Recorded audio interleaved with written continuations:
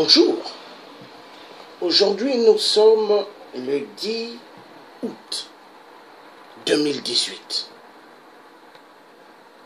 Oui, nous allons parler des bonnes choses parce que nous ne sommes pas dans un monde de cadeaux. Non, nous sommes pas dans un monde d'harmonie. Mais nous sommes dans un monde de dingue. Dans un monde rempli des malfrats, des jaloux. Dans un monde où les gens, certains, qui ont le venin de la haine, le venin de la jalousie, veulent que les gens puissent s'accourber vers eux. Mais le tiers africain dit non. Il n'y aura pas ça.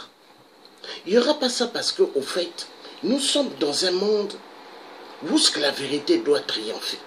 Car le malin, qui se dit malin n'est pas malin. Le malin est égal à l'ennemi. Car l'ennemi croit qu'il est dans un monde de ténèbres, dans un monde sur terre où ce qu'il peut faire tant de mal comme il veut. Mais l'ennemi, au fait, il n'arrivera jamais parce que Dieu est le Tout-Puissant. Et Dieu a pas mal de ses lois qu'il a mis sur terre, des gens qui sont là pour empêcher le mal. Voilà. Donc, ce matin, nous allons parler des très bons sujets. C'est sur la connaissance. Oui, nous avons besoin vraiment immensément de la connaissance dans ce monde de barbares. Car l'histoire se répète. Oui, je l'ai toujours dit, l'histoire se répète. Elle se répète. L'histoire d'hier et l'histoire d'hier, elle se répète au XXIe siècle. Pourquoi elle se répète au XXIe siècle? Regardons autour de nous ce qui se passe. Et nous comprendrons que le monde n'est pas ce qu'on pense. Ce n'est pas un monde de paix ni de joie. Mais nous allons voir. Il y a des preuves, on va nous montrer que le monde n'est pas un monde de paix et de joie. Nous sommes entourés dans un monde là où il y a que la haine et la jalousie qui prend trop de place et qui extermine immensément des êtres humains. Cela fait éperdument mal. Mais Dieu est grand. Dieu, il ne dort pas. Nous allons voir dans le direct des choses où ce qu'on va nous démontrer le monde que nous vivons. Oui, car ce monde n'est pas un monde de paix. Nous allons voir. On va nous démontrer que Dieu nous aide et que les ancêtres bantous et les ancêtres du reste du monde puissent être à côté de nous. Nous qui sommes des vrais. Car moi, le Dieu africain, je ne travaille pour personne. C'est-à-dire, je ne suis pas derrière un leader. Je ne suis pas derrière des menteurs. Je ne suis pas derrière des assassins. Je ne suis pas derrière pour être porteur de mallettes ou de valises d'argent. Des membres, des vampires du PCD. Non. Je ne suis pas derrière eux. Je ne suis pas derrière ceux qui se disent les grands philosophes, les grands artistes de la nuit du pôle. Non. Je suis indépendant. Car mon défunt, vrai oncle, vrai président du Congo, Fulbert Yulu, n'était pas l'esclave de personne. Mon grand-père, Grégoire André Massoua, n'était pas l'esclave de personne. Et sans oublier, l'abbé Fulbert Yulu n'était pas l'esclave de personne. Et sans oublier Simon Kimbangu, n'était pas l'esclave de personne. Kimpavita n'était pas esclave de personne. Tous nos ancêtres du Poul n'étaient pas des esclaves de personne. La vérité doit être dite. La France a-t-elle été une France joyeuse pour l'Afrique? La France a-t-elle apporté une colonisation meilleure pour l'Afrique? La France est-elle là pour ses citoyens en France? Nous allons savoir, parce que ceux qui nous gouvernent dans ce monde sont des malfrats, des gens excessivement dangereux, parce que les Européens doivent ouvrir leurs yeux grandement. Il n'y a pas que l'Afrique aujourd'hui qui est en danger. Même les Européens sont en danger. Même les Américains sont en danger. Oui. Nous allons savoir dans ces directs, où ce que nous allons apprendre tous.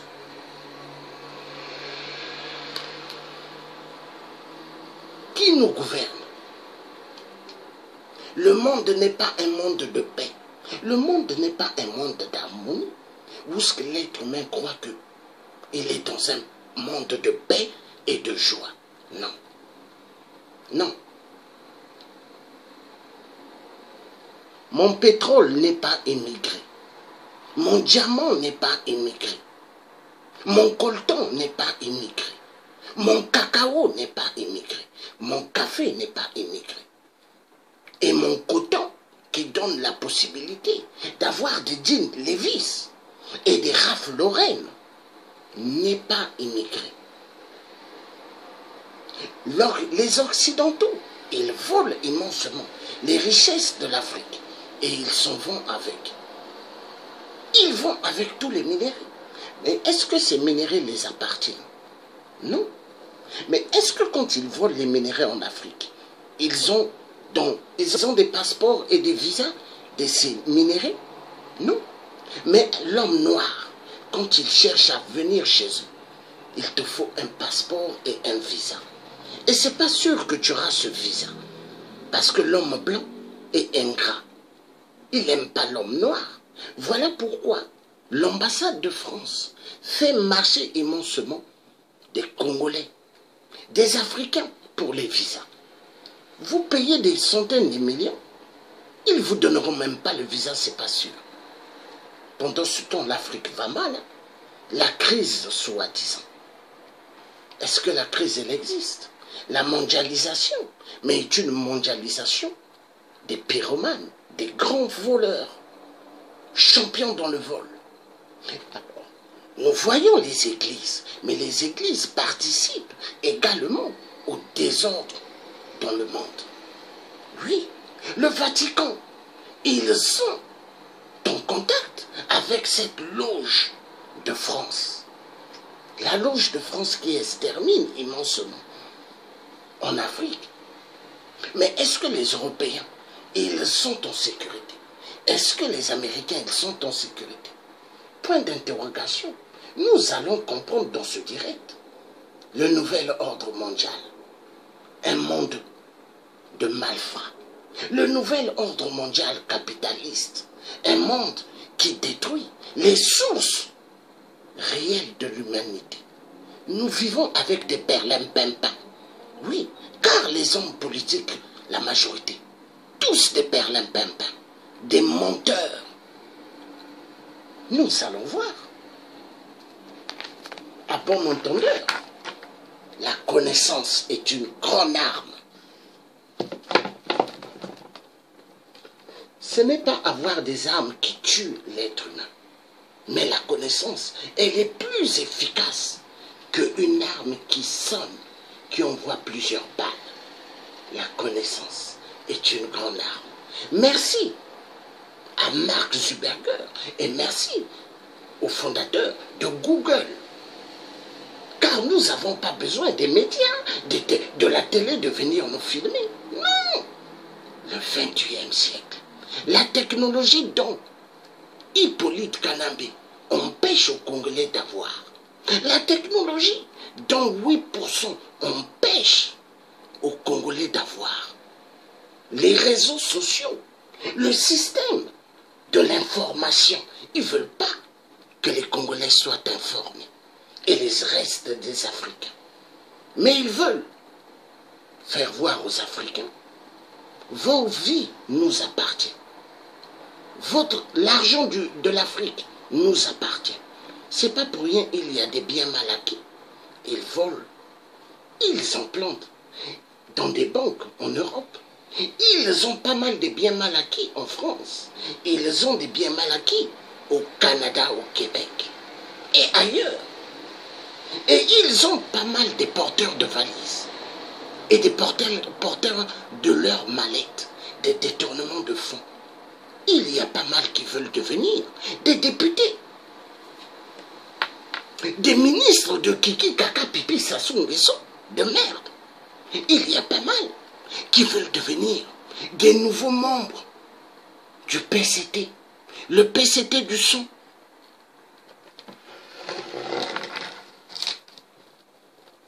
La France. La France.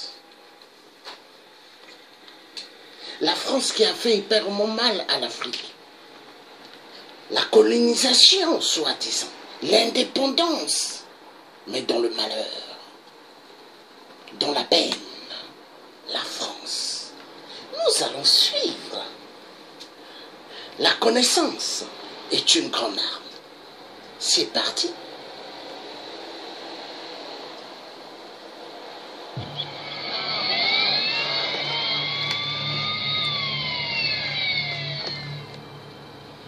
Du début des années 50 à la fin des années 80, pendant la guerre froide, l'Europe a été le théâtre d'une guerre secrète meurtrière. On a beaucoup parlé du terrorisme d'extrême gauche en Italie, en Allemagne, en France et en Belgique. Ce que l'on ne savait pas, c'est qu'il y a eu un terrorisme d'extrême droite tout aussi violent. Ce qu'on ne savait pas, c'est qu'il a été notamment instrumentalisé par les États-Unis, l'OTAN et des membres influents des États démocratiques européens.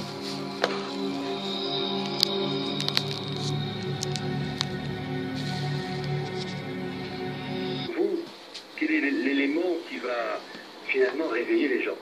Et là, dans cette affaire, je ne vais pas vous sortir le document Tartampion, la référence de tel bouquin. Non, non, non, non, non. L'élément qui fera vraiment que les gens sortiront de leur torpeur, il tient en une expression très courte, c'est quand le frigo sera vide. Ah oui, tout à fait. Voilà. Quand le frigo sera vide, on ouvre quoi ce soir? Eh ben, Bobonne dira à son mari ou à son petit ami, il n'y a plus rien. Et si c'est en plein hiver, tiens, j'ai froid, on va mettre les radiateurs. Non, il n'y a plus, peu importe si c'est les radiateurs électriques, peu importe, on peut plus. C'est-à-dire que on bouffe quoi? Il n'y a plus rien. On a froid, t'as un gros pull, un gros pull, parce que pour le reste, il n'y a rien. Il faut des choses primaires. Pour des êtres primaires, il faut des méthodes primaires. Estomac vide, eh ben, ça fait réfléchir et il faut vite se dépêcher parce qu'il y a dans ce cas-là, il y a ce qu'on appelle l'instinct de survie. C'est une course de vitesse avec nos ennemis et il faut espérer que l'instinct de survie prenne le dessus pour récupérer le temps perdu. Mais il faut arriver à des situations où je vous dis, le frigo est vide. Ouais, c'est ça. Vous avez pigé? Ah, complètement. Oui, c'est sûr. Moi, j'ai pigé depuis longtemps, c'est sûr. Il n'y a pas de problème. Il faut, en gros, pour résumer la situation, vous avez sur une table un lingot d'or et à côté un morceau de pain rassis. Eh bien, il faut que les gens, pour qu'ils comprennent, crèvent tellement de faim qu'ils se foutent du lingot d'or et se précipitent avec avidité sur le morceau de pain rassis. C'est ça, oui. Voilà, il faut des trucs, enfin, de base. En fait, je veux dire, un comportement animal qui fait que l'instinct reprend ses droits et j'appelle ça le bon sens. Oui, oui, le bon sens, oui, exactement. Et le problème, c'est que tant que le frigo n'est pas vide, les gens ne sortiront pas de leur torpeur.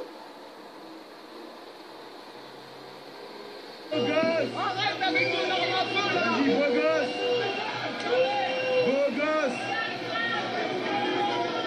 Vas-y, beau gosse!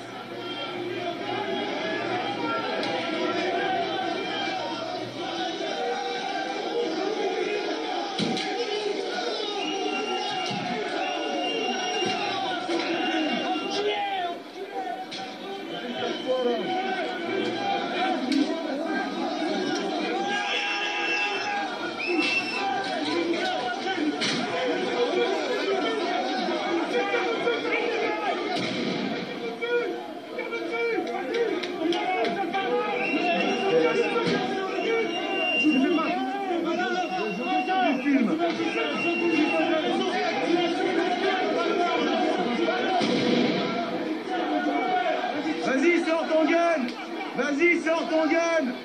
Vas-y.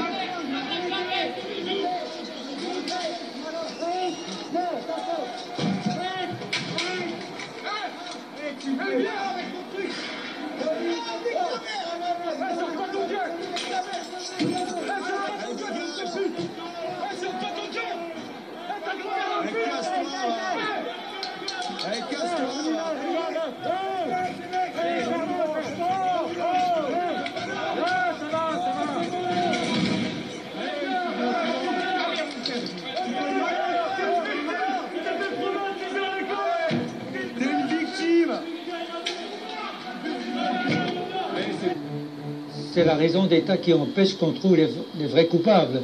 Entre les CB1 officiels et les crimes, il n'y a pas de lien. Ce qui est arrivé, c'est que des militaires, des gendarmes, ont créé en Belgique, avec l'appui des Américains, un CB1 parallèle, un CB1 bis, si vous voulez, qui a commis ces actes de terrorisme, entre autres pour se défendre contre les communistes, pour déstabiliser l'État, justement pour renforcer les services d'ordre, parce que les Américains considéraient la Belgique comme le ventre mou de l'Europe, et il fallait donc renforcer la police et la gendarmerie. Et fin 85, après le massacre d'Alost, ils ont atteint leur but parce que ces services d'ordre ont été renforcés d'une manière spectaculaire.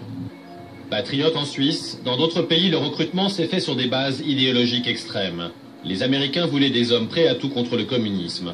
Dans l'Allemagne et l'Italie d'après-guerre, ces hommes sont avant tout des nazis et des fascistes convaincus. En Italie, l'homme clé de ce réseau est Licio Gelli, un ancien mercenaire franquiste, nazi et agent de la CIA. Il est le chef d'une loge maçonnique baptisée P2. La loge P2 est le cerveau de cette armée secrète qui s'appelle Gladio, le glaive.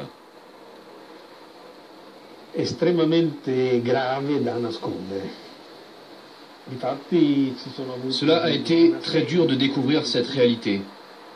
Dès les premiers instants de l'enquête, il y a eu une série impressionnante de gesticulations de nos services secrets, notamment le SISMI, qui était en fait aux mains de la loge maçonnique P2.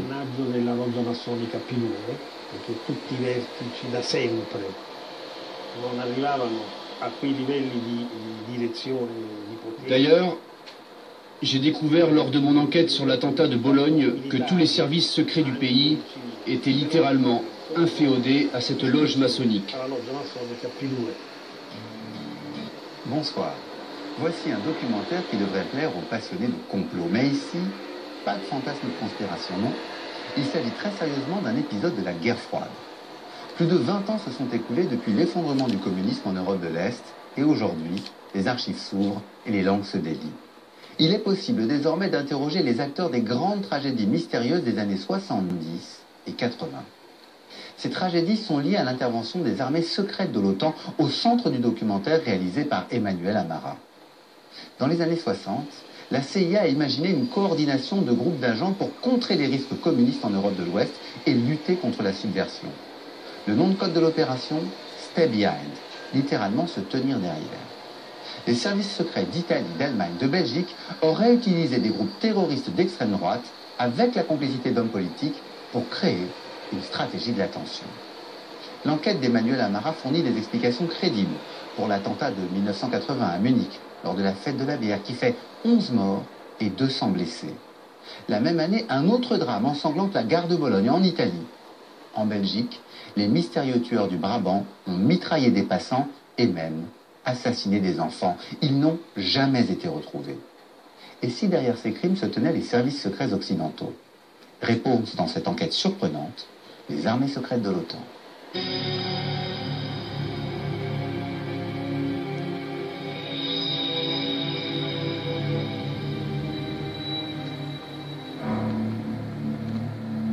Le 24 octobre 1990, devant les élus de la nation italienne, Giulio Andreotti, l'ancien chef de gouvernement, révèle au monde entier l'existence d'une armée secrète européenne placée sous commandement de l'OTAN et des États-Unis. Cette armée serait responsable de manipulations, d'assassinats et d'attentats. Selon Andreotti, l'armée secrète agissait avec l'approbation des États, ou du moins d'une partie des élites gouvernantes. En révélant ainsi l'existence de ce réseau d'agents, il déclenche l'un des plus gros scandales politico-militaires de la fin du XXe siècle. C'est un attentat couvert par l'État. Cette obstination, tous ces efforts mis en œuvre par les plus hautes instances politiques pour couvrir les véritables coupables n'ont aucun sens. Si ce n'est effectivement pour dissimuler les responsabilités de l'État et du monde politique. C'est effectivement un cas de terrorisme d'État. Un cas de guerre secrète, d'opération clandestine qui a eu lieu pendant ces années. Un prix, un très lourd tribut que nous avons dû payer pour la guerre froide.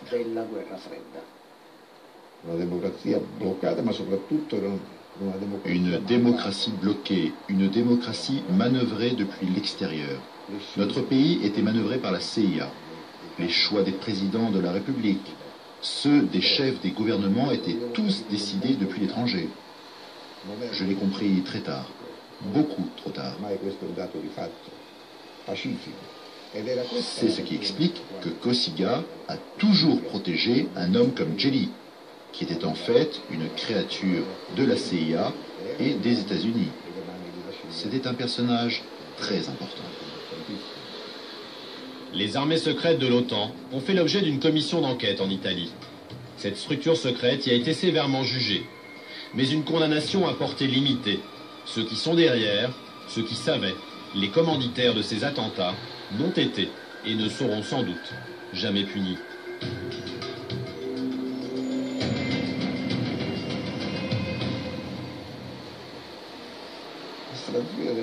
Cette stratégie de la tension visait à déstabiliser l'ordre public pour stabiliser l'ordre politique. C'était ça, cette philosophie. Ceux qui ont utilisé cette stratégie dans le monde politique visaient en fait à rendre toute alternance politique impossible. Ils voulaient un régime pérenne, comme cela est le cas aujourd'hui. À part l'Italie, la Belgique et la Suisse, dans le reste de l'Europe, aucun responsable politique et militaire n'a eu à rendre de compte sur les armées secrètes. À part ces trois pays, aucune commission d'enquête n'a tenté de faire la lumière sur ces armées secrètes. Quant aux États-Unis et l'OTAN, les maîtres d'œuvre de ces armées, ils n'ont jamais voulu réagir. Nous leur avons pourtant demandé de s'expliquer. Nos questions sont restées lettres mortes.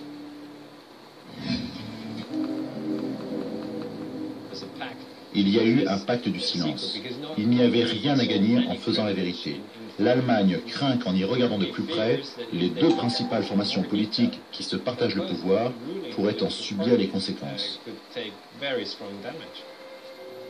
Pour comprendre comment cette armée secrète s'est immiscée dans les affaires intérieures de certains pays, l'historien suisse a découvert l'explication dans un document clé, un accord passé dans le cadre de l'OTAN entre les services secrets italiens et la CIA en vue de la création d'une armée secrète dans ce pays. Le document précise que l'autre cas d'urgence est Sovvertimenti interni. Traduit, cela veut dire agitation interne, agitation sociale, manifestation. Cela veut tout dire. Cela va d'une manifestation communiste à Rome aux syndicats qui empêchent une usine Fiat de fonctionner.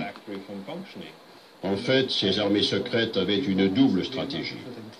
En cas de conflit ouvert et d'occupation d'un pays membre de l'OTAN, elles devaient organiser une résistance. Une deuxième stratégie s'est développée avec les années. Il s'agissait de créer des tensions politiques à l'intérieur des pays de l'OTAN et d'étouffer par tous les moyens les mouvements de gauche.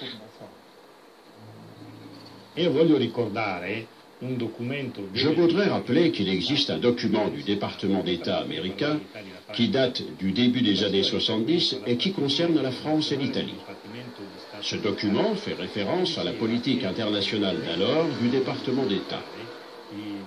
Il y est dit qu'en Occident devaient être utilisés des instruments particuliers tels que l'infiltration des mouvements de gauche ainsi que ceux dont la ligne politique divergeait de celle des autorités en place.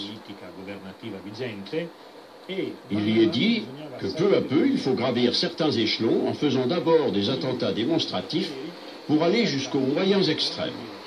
En fait, Il fallait faire en Italie ou en France comme ce qui était fait au Vietnam. Tout cela parce que dans ces deux pays, il y avait des partis communistes et socialistes puissants. Le document cité par l'ancien juge antiterroriste Cassone est un manuel d'instruction militaire top secret, signé par le général américain Westmoreland. Il préconise notamment l'emploi de méthodes comme le terrorisme pour lutter contre l'ennemi communiste.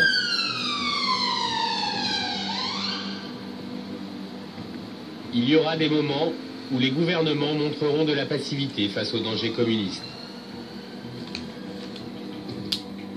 Dans ces cas, les agents américains doivent pouvoir lancer des opérations spéciales pour convaincre ces gouvernements et leurs opinions publiques du danger communiste.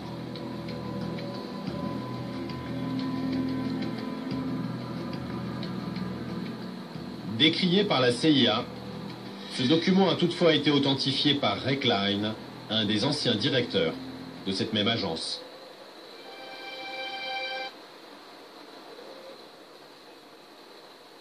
Le gouvernement des États-Unis et celui de la France assurent que l'armée arabe syrienne, l'armée légitime de l'État syrien, a procédé à un massacre chimique dans la banlieue de Damas, dans la ceinture agricole, la Ghouta, qui entoure Damas, le 21 août dernier.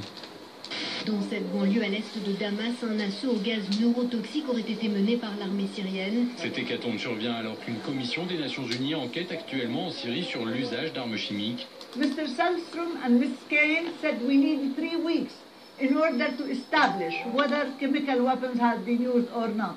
I mean, Western countries are always very scientific and they go by the law and they wait for the results and they investigate. Why when it comes to something concerning our countries, they say it is believed that the Syrian government used chemical weapons? Why don't you wait for the specific scientific results of a neutral UN committee that is investigating? Damas utilisant des armes chimiques, Poutine n'y croit pas du tout. Pour le président russe, c'est même une absurdité totale.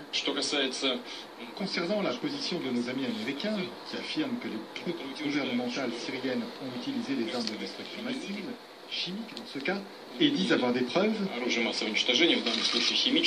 eh bien qu'ils les montrent aux enquêteurs des Nations Unies et au Conseil de sécurité. Dans la note de renseignement qui a été publiée par les États-Unis, on peut lire que cette attaque a causé la mort d'au moins 1429 personnes.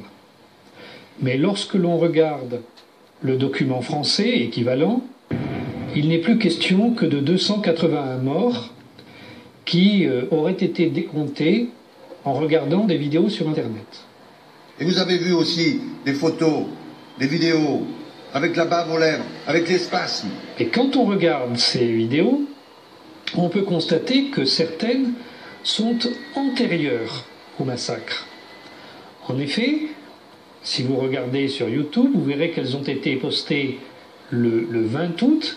Vous pouvez constater que dans les scènes d'extérieur, le soleil est à son zénith, donc il est aux environs de midi. Et ça ne peut pas avoir été posté le 21 août, ça a nécessairement été enregistré avant cette date. Il faut regarder ces images. Des enfants comme ça, allongés, avec des linceuls, pas une blessure, pas une goutte de sang. Et ils sont là. Et ils dorment pour toujours. Et effectivement, si vous regardez ces vidéos, vous allez voir que beaucoup d'enfants sont en train d'agoniser. Ce sont tous des enfants du même âge. Il y a aussi des adultes, mais les adultes sont tous des hommes et généralement des hommes dans la force de l'âge, des combattants.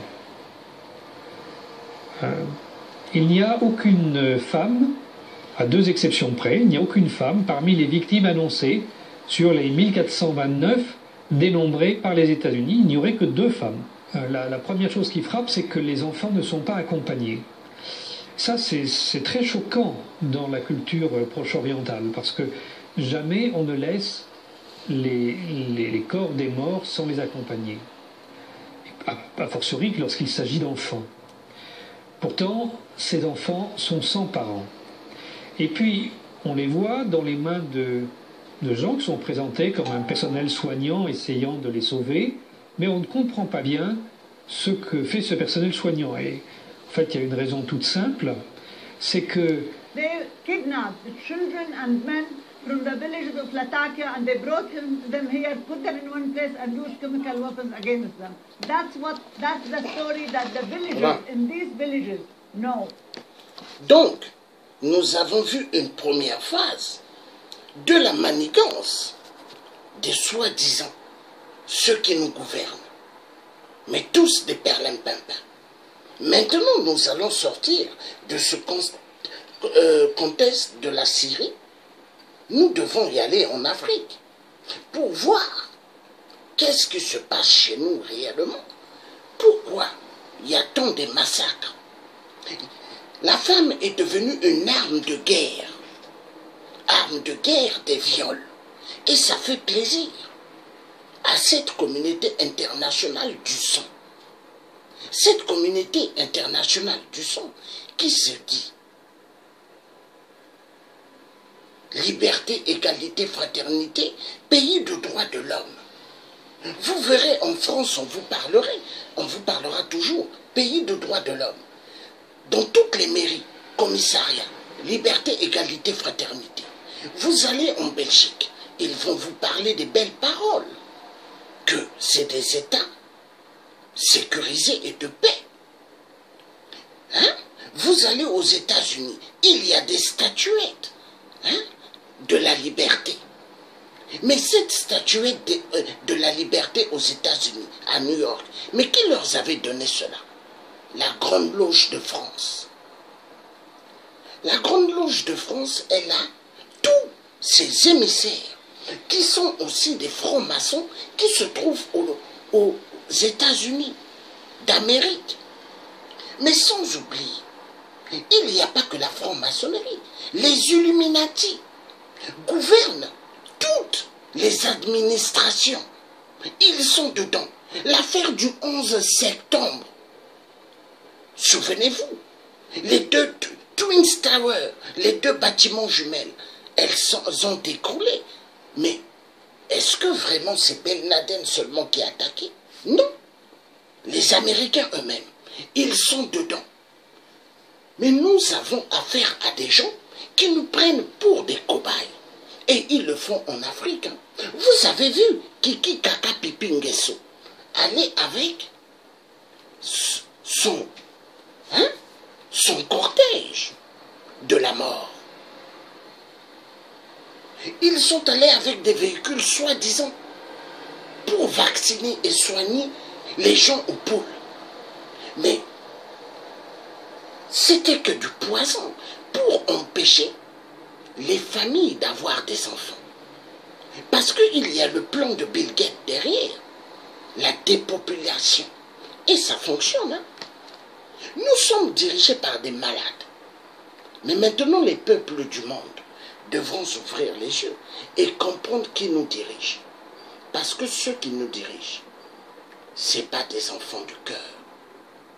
Ceux qui nous dirigent, ce sont des malfrats. Ce sont des gens qui n'ont aucun sentiment de l'individu. Ils n'aiment pas l'être humain. Ils veulent envoyer l'être humain au chemin de la mort. Et ils adorent. Ils adorent. Vous verrez, dans ce que nous allons suivre, on va vous parler des trafics d'organes. Trafic d'organes. Et c'est le bon commerce après l'or noir. Trafic d'organes. Mais depuis qu'ils peuvent prendre un cœur et transplanter cela dans un autre corps, mais ils s'amusent à prendre l'être humain maintenant pour un jeu du système capitaliste. Mais le système capitaliste est un système plus dangereux. Car quand vous lisez bien le titre de la vidéo, mais du direct, mais vous comprendrez. Vous comprendrez. Nous devons parler des vrais sujets parce que il y a des Africains vivant en Europe, vivant aux États-Unis. Ils se disent que nous vivons dans un monde en paix. dans un monde d'harmonie grandement faux, on va vous parler de changement climatique. Hein? Mais suivez bien. On va vous parler de la destruction des arbres. Mais si vraiment il y a changement climatique, comment ça se fait? Ces grandes entreprises, des multinationales, les arrière-petits-fils d'Hitler continuent à couper les arbres en Afrique. Hein? Et ces arbres, on les appelle des billes. Les billes. Des grands arbres costauds. Et c'est avec ça qu'ils font les meubles des fortunés. Et ces meubles de fortunés, vous ne les verrez jamais à Darty. Hein? Ni au Monoprix, ni à Leclerc. Non. Que dans des super beaux magasins pour les fortunés. Mais les fortunés, est-ce qu'ils sont devenus fortunés comme ça? En tuant le peuple noir. En volant les richesses en Afrique. Et cette communauté internationale, mais des vrais salopards, des vrais criminels. Ils parlent d'élections. Élections frauduleuses. Des élections qu'ils amènent en RDC. Parce qu'ils veulent que ce peuple devienne des esclaves et reste esclave. Mais le peuple congolais, depuis des temps, ils sont esclaves. Mais ils veulent qu'ils deviennent toujours esclaves. Qu'ils restent dans la position. Mais c'est comme chez moi au Congo-Brazzaville. Ils veulent que nous restons esclaves. Car dans les réseaux sociaux, vous avez pas mal qui vivent au Canada. Ils vous parlent de super beaux discours. Attention, porteurs des valises d'Enguessou, ils sont pleins au Canada. Porteurs des mallettes, ils sont pleins. Ils sont pleins. Et ils envoient des gens pour demander donc mes pages de leur prendre comme amis. Et dès que je prends certaines personnes, paf, mes pages maintenant, il y a coupure et coupure. Pourquoi? Parce que ce sont des gens payés par la Gestapo d'Enguessou et des restes des dictateurs pour couper les directs de ceux qui parlent des vrais sujets. Est-ce que vous voyez? Mais est-ce que l'ennemi triomphera? Non. On n'attaque jamais celui qui travaille pour Dieu. On n'attaque jamais celui qui travaille pour le Créateur. On n'attaque jamais celui qui est là pour sauver des centaines et des centaines d'êtres humains. Parce que l'être humain, aujourd'hui, il n'est plus considéré comme être humain. Marchandise. Ils aiment cela. Nous allons rentrer dans le dit. Donc, ce que je voudrais que vous puissiez connaître, parce que c'est important. Et nous allons suivre cela. Très important pour que les gens comprennent le monde que nous vivons. Et c'est parti. Le Dieu africain sera toujours là pour éveiller la population du monde. Et c'est parti. Cette politique étrangère de la France, consistant, c'est dit noir sur blanc dans le jugement du tribunal administratif, consistant à attiser la guerre civile en Syrie aujourd'hui. Aujourd'hui, où on raconte qu'on va aller soi-disant intervenir contre l'État islamique, si vraiment on avait voulu se débarrasser de l'État islamique, on l'aurait fait depuis déjà longtemps. Histoire. La France n'a jamais commis de génocide.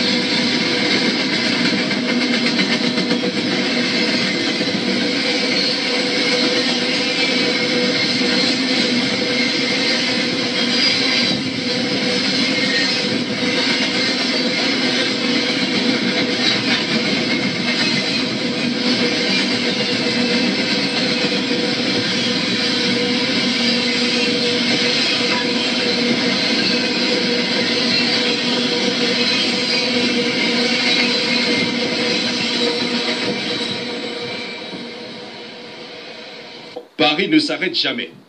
La France aurait contourné l'embargo qui frappait l'Afrique du Sud au cours de l'apartheid afin de lui vendre des armes. C'est ce qu'affirme l'ONG sud-africaine Open Secrets. Nous avons trouvé un nombre phénoménal de documents dans différents fonds d'archives faisant état de relations soutenues entre, d'une part, le gouvernement français, les entreprises françaises industrielles de l'armement, les services secrets français et, d'autre part, Armscor, la société responsable des programmes d'armement sud-africains, affirme Henny van Vuren, directeur de l'ONG. D'après lui, le bureau d'Armscor à l'ambassade d'Afrique du Sud, à Paris, a joué un rôle de tout premier plan à partir des années 1970, lorsque l'embargo sur les armes décidé par les Nations Unies devient contraignant à cause de l'apartheid, des guerres en Afrique australe et de l'assassinat de Steve Biko. Au même moment, le dernier étage de l'ambassade de l'Afrique du Sud, en bord de Seine, accueille une trentaine de responsables d'Armscor. Pendant une quinzaine d'années, ils achèteront et vendront des armes en France. Ce n'était pas une ambassade ordinaire.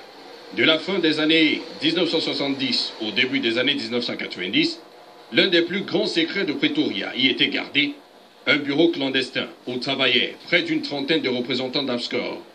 Leur mission était d'acheter des armes auprès d'entreprises d'armement et d'intermédiaires venus de toute l'Europe occidentale, du matériel qui alimentait la machine de guerre de l'apartheid. Tout au long des années 1970 et 1980, les allées et venues de ces agents à l'ambassade étaient parfaitement connus des services français de renseignement.